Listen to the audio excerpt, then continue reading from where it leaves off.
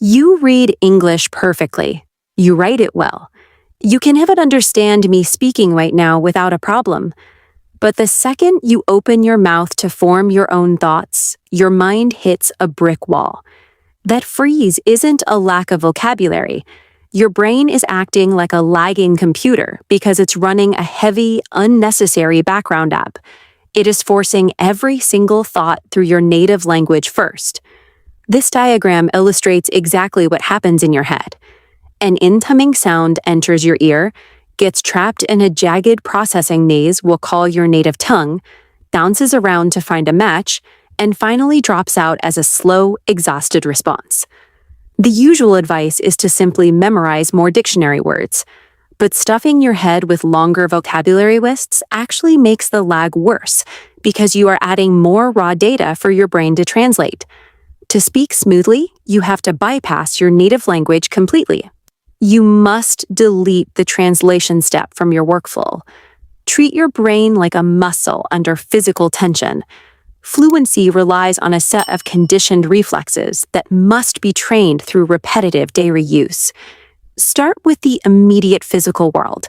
Look at your room, or your desk, or the street outside, and actively assign the English names to those objects on site. There is one strict rule here. The English word must be triggered by the visual of the object itself. You cannot think of the word in your native language and then swap it out. See the chair? Think chair. Once you get comfortable with single items, you progressively overload the muscle. Link those isolated nouns into short environmental observations.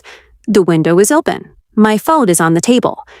Doing this daily forces your neural pathways to skip the dictionary.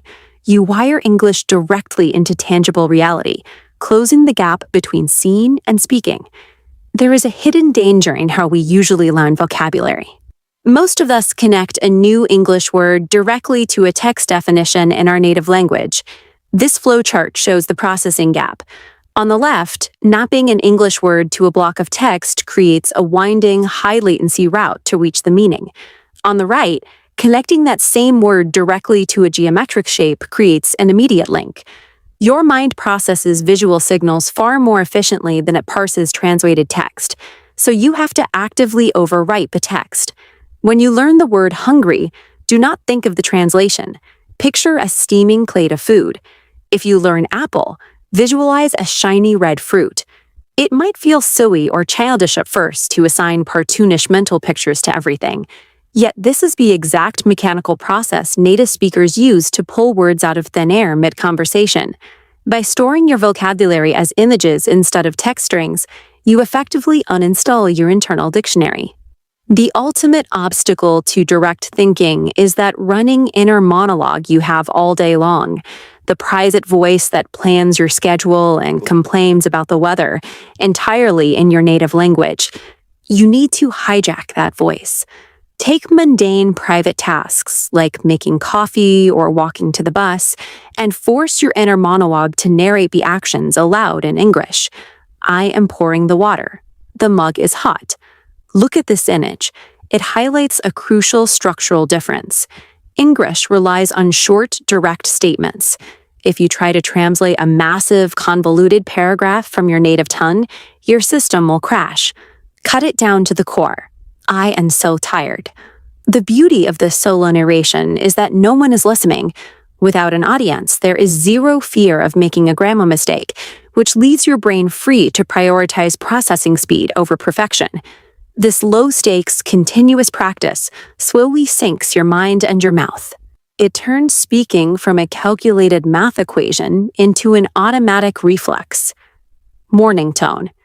Actively suppressing your native language is going to cause severe cognitive fatigue at first. You are forcefully carving brand new neural pathways in your head, and that requires energy. This animation shows exactly what that effort looks like inside your skull. To prevent burnout, you have to live in small moments. Quarantine your English thinking to hyper-specific 10-minute windows of your day. Over weeks and months, these small daily microdoses of direct English thinking create a massive compounding effect on your processing speed. Eventually, you hit the climax of the regimen. Someone will ask you a question, and you will fire back an answer instantly. 10 seconds later, you'll realize you didn't translate a single word. Direct English thinking is the primary engine of fluency. It is the fundamental mechanism required to reach the finish line, rather than the trophy waiting for you once you arrive.